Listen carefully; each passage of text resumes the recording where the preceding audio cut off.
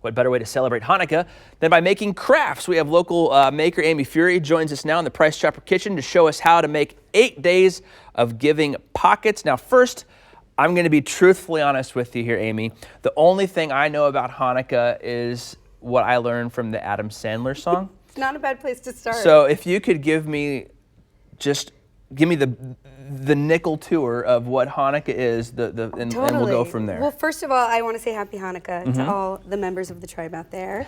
Hanukkah is the Festival of Lights. It lasts 8 days. It started last night, and it lasts through the evening of December 10th.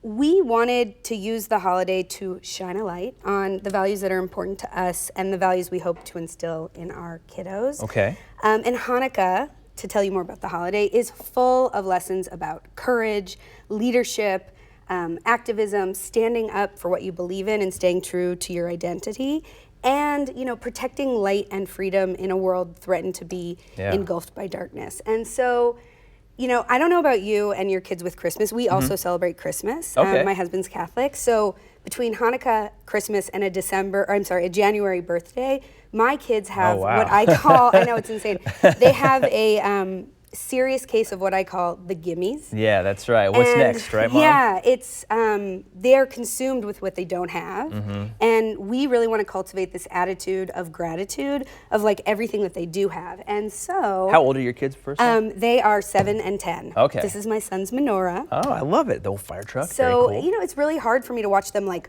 want. And so I created a tradition for our family that I'm hoping we continue, and I hope that it inspires other families. Yeah. I thought it would be nice to set aside some time each night, because there are 8 nights. I got this pocket organizer. I'm sure it's like for shoes or toiletries.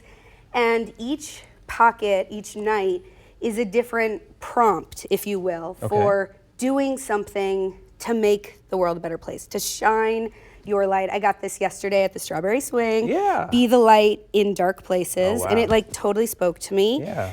So tonight, for example, we are going with, go ahead. Today's the second evening. night. Okay. We are going with a group of friends from our synagogue. We adopt a family for Christmas. Oh, cool. And we are shopping for their presents.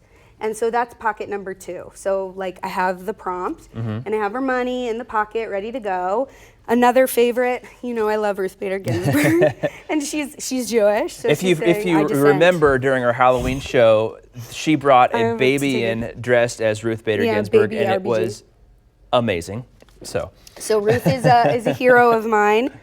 And so on night number 4, the prompt says, what injustice makes you mad, and what's one way you can commit to making a difference? Oh, cool. The last one I want to show you is, so we save our tzedakah. It is a word that means, it's like tzedakah. Your tithing, your idea of tithing.